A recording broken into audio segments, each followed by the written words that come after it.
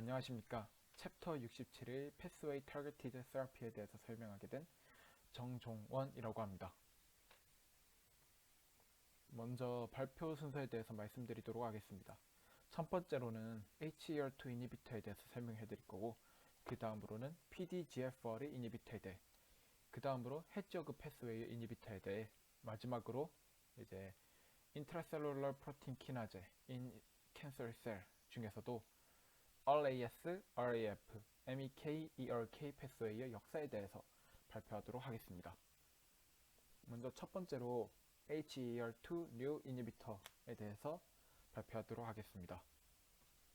먼저 앞서 이제 저희 하고가 트라스트주맙에 대해서 설명을 이미 했고, 저는 이제 펄투주맙부터 설명해 드리도록 하겠습니다. 펄투주맙은 Humanized Monoclonal Antibody입니다.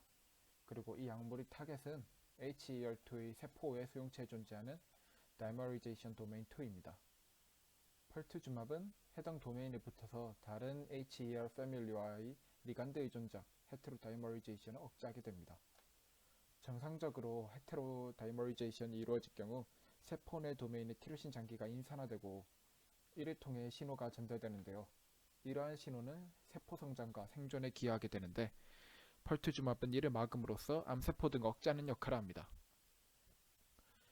이러한 HER2의 헤테로다이머리제이션의 억제가 암세포 치료로 이어지는 이유는 HER2 수용체가 과하 발현될 경우 유방암 세포가 과다 증식하는 결과를 초래하기 때문입니다. 그리고 펄투주맙은 ADCC라고 불리는 Antibody Dependent Immune Cell Mediated Cytotoxicity, 즉 세포 독성을 유발한다고 합니다.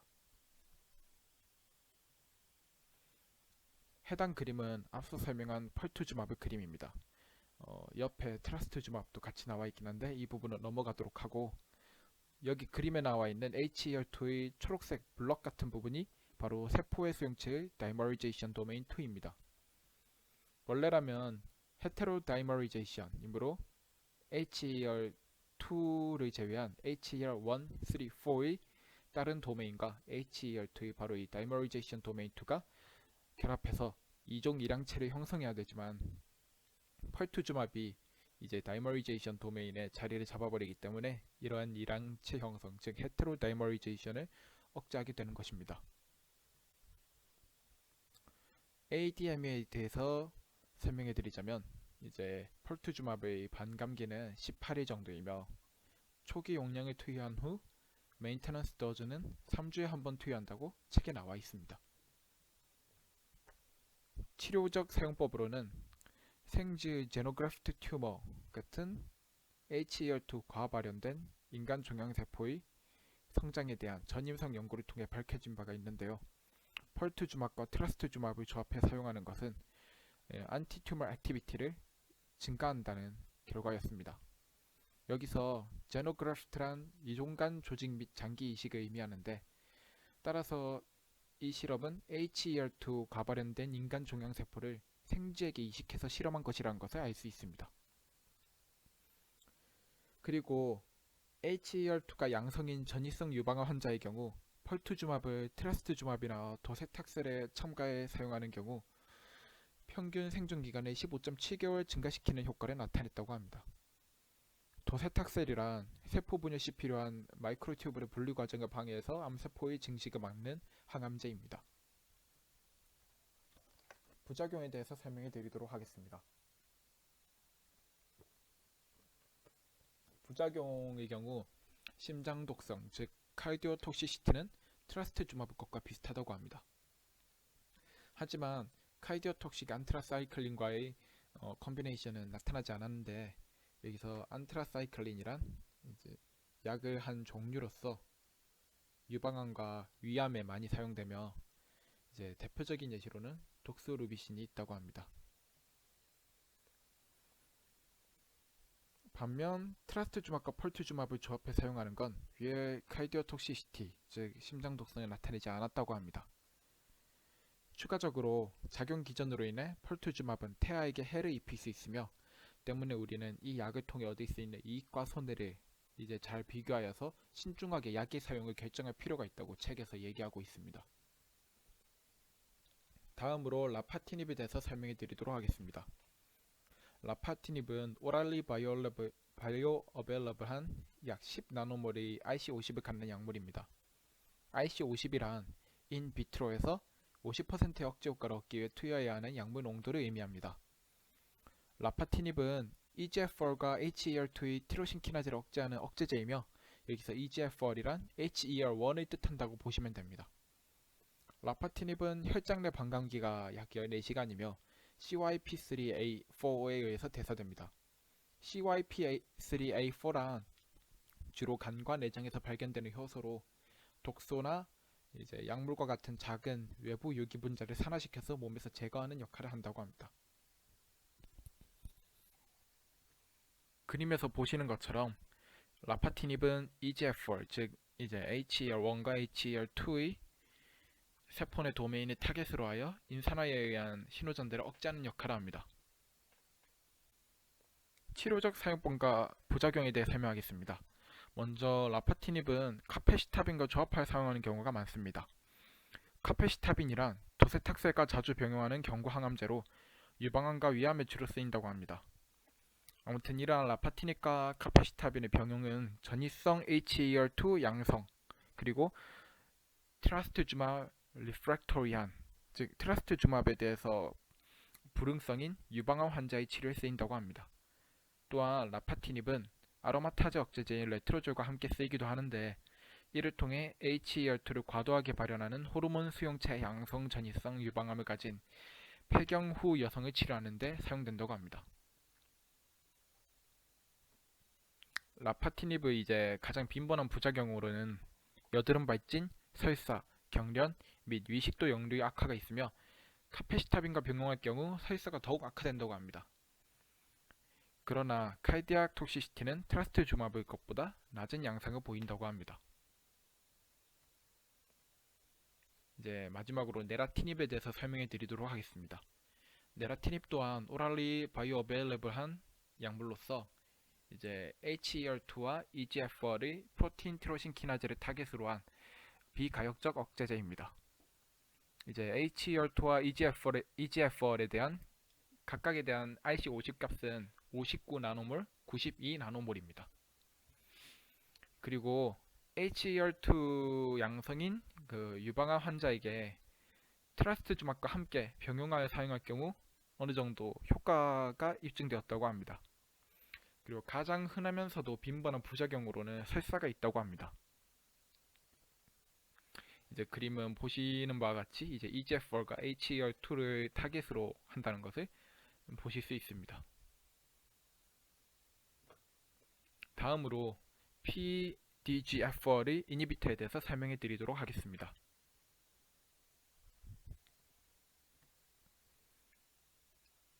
PDGFR은 Platelet Derived Growth Factor Receptor 를 의미하며 이를 한글로 그대로 직역하면 혈소판 유래 성장 인자의 수용체라는 것을 알 수 있습니다.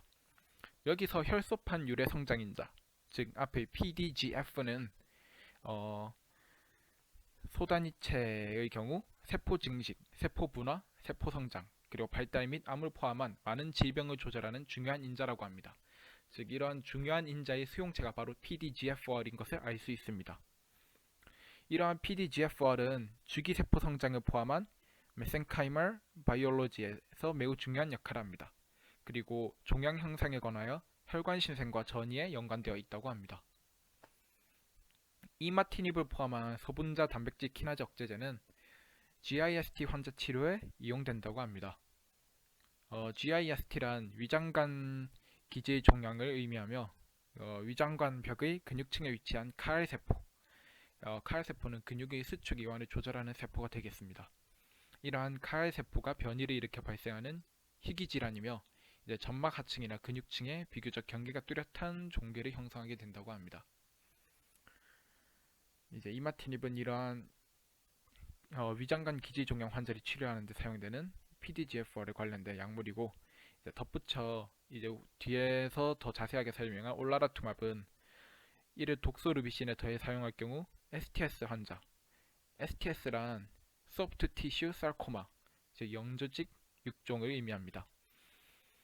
이러한 STS 환자의 전반적인 생존율을 향상시킨다고 합니다. 이제 올라라투맙에 대해서 설명해 드리도록 하겠습니다.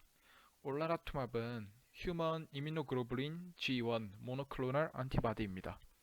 여기서 이뮤노글로불린 G1이란 면역계의 주요 구성 물질인 이뮤노글로불린 G의 66%를 차지하는 물질이라고 합니다.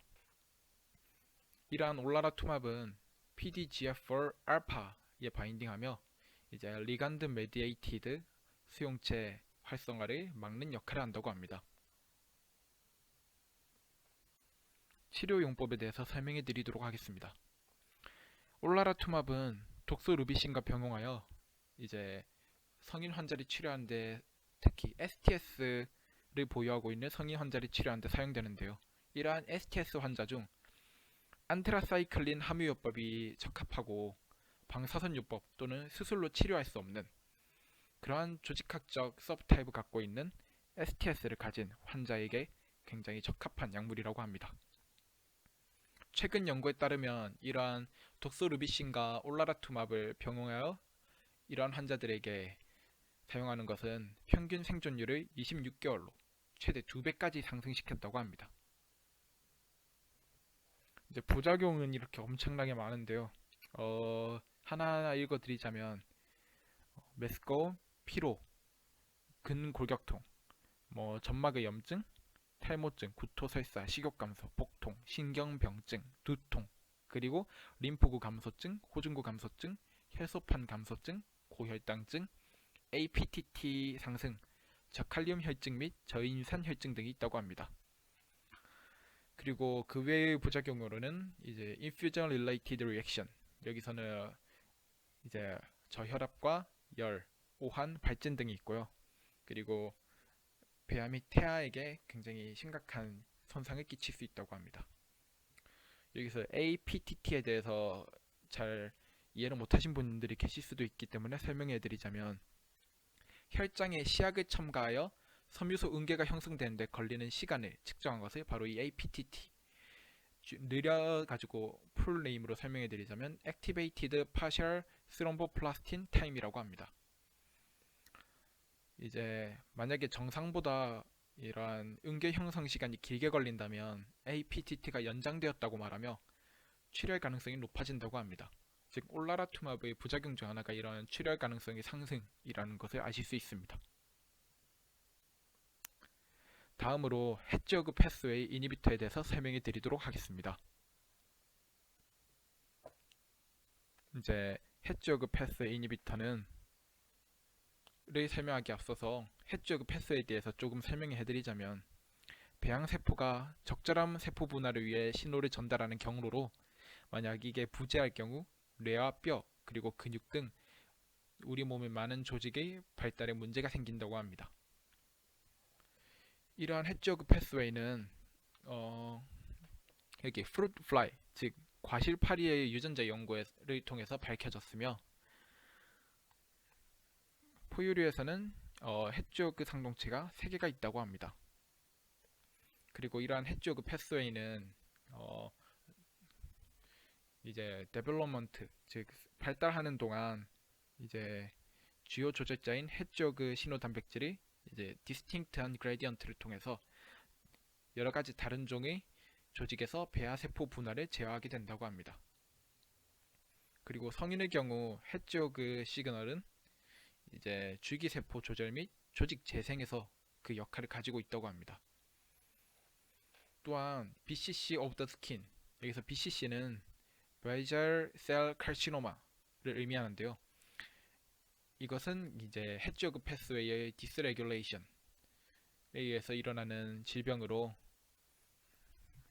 이제 이러한 헤지오그 패스웨이의 조절 이상과 관련된 여러 가지 암 중 하나라고 합니다. 이제 헤지오그 패스웨이 이니비터 중 하나인 비스모데집에서 설명해 드리도록 하겠습니다. 비스모데집은 이제 BCC 성인 환자의 치료를 위해 승인된 당시 굉장히 혁신적인 헤지오그 패스웨이 이니비터라고 합니다. 이는 헤지오그 패스웨이 헤지오그 신호 패스웨이에서 SMO 수용체의 Competitive Antagonist로서 작용한다고 합니다. 여기서 SMO란 Seven Membrane Spanning Receptor, 즉 막을 7번 통과하는 그 수용체를 의미하게 되는데, 저희가 아는 것으로는 GPCR이 있죠. G 프로틴 Coupled Receptor. 이는 이제 세포간 신호 전달에 굉장히 중요한 역할을 하는 해저그 패스웨이의 컴포넌트인데, 비스모데집을 타겟이 되며 만약 이 SMO에 이상이 생기게 된다면 암이 발생할 수 있다고 합니다.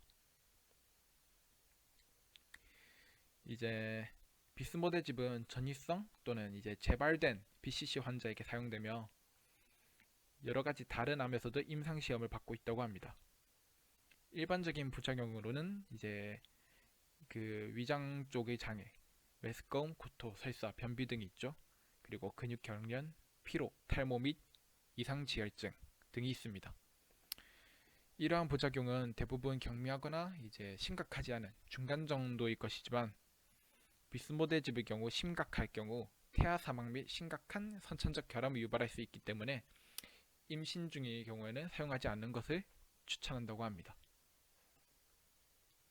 다음으로 소니데집에 대해서 설명해 드리도록 하겠습니다.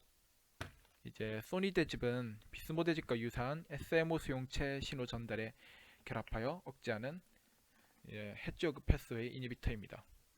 소니데집은 수술 또는 방사선 요법 후 재발된 그리고 국소적으로 진행된 BCC 환자의 치료에 사용되며 부작용 또한 비스모데집과 굉장히 유사하다고 합니다.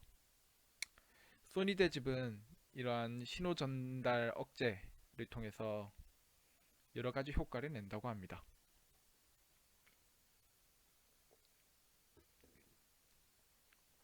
이제 마지막으로 암세포의 인트라셀룰러 프로틴 키나제, 그 중에서도 굉장히 이름이 긴 RAS, RAF, MEK, ERK 패스웨이 이 역사에 대해서 설명해 드리도록 하겠습니다.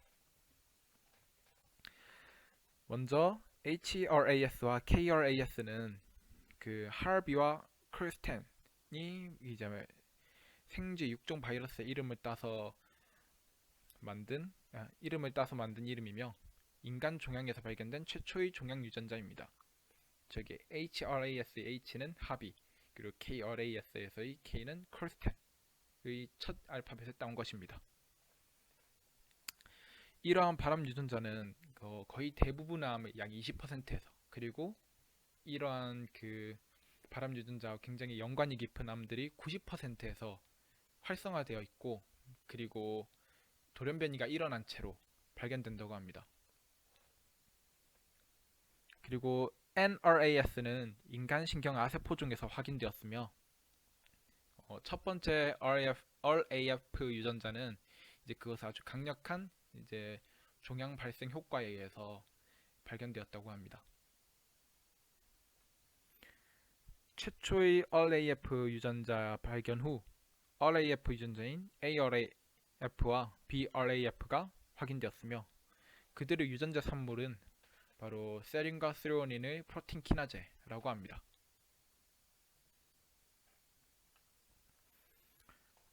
이러한 이제 RAS, RAF, MEK, ERK의 신호 캐스케이드는 이제 1990년대 초에 발견되게 되었는데, 이 경로는 세포 증식 및 분화에서 중심적인 역할을 하며 많은 인간의 암에서 활성화되어 있는 상태로 발견된다고 합니다. RAF 유전자의 돌연변이는 아미노산 1개 또는 2개의 변화를 초래하여 이들 유전자 산물의 발암성으로 만들고 연속적인 세포 증식 및 암 발생을 초래할 수 있습니다. 그리고 또한 BRAF의 활성화 돌연변이는 2002년의 경우 흑색종, 즉 멜라노마죠. 그리고 멜라노마 및 다른 튜머들에서 검출되었다고 합니다. 베무라페닙의 경우에는 이제 돌연변이가 된 BRAF를 표적으로 하는 소분자 억제제이며 흑색종에서 효과적이라고 합니다. 그리고 트라메티닙의 경우에는 처음으로 발견된 MEK의 이니비터라고 합니다. 여기까지 이제 위 패스웨이의 역사였고요. 이 그림을 보시면은 베무라페닙이 이제 이 경로에서 BRAF를 타겟으로 하고 있고, 트라메티닙은 MEK를 타겟으로 하고 있다는 것을 아실 수 있습니다. 이것은 제가 참고한 참고문헌들이며 이만 발표를 마치도록 하겠습니다. 감사합니다.